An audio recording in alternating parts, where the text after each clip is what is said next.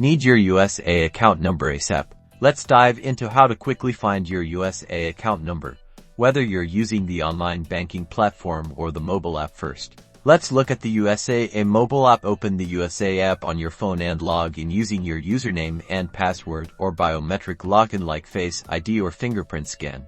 Once logged in, the app's dashboard typically displays your accounts. Tap on the account you want to view the number for, such as a checking or savings account. Usually, when you tap the account, the details will pop up.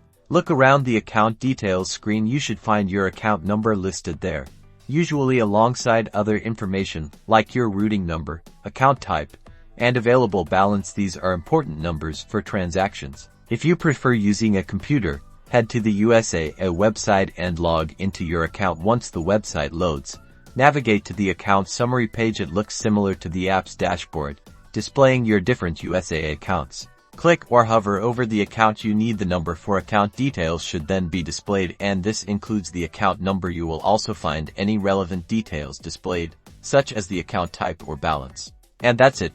Once you find your account number, keep it somewhere safe, and you are now prepared for financial transactions. Remember to always keep your account information confidential and never share details unnecessarily.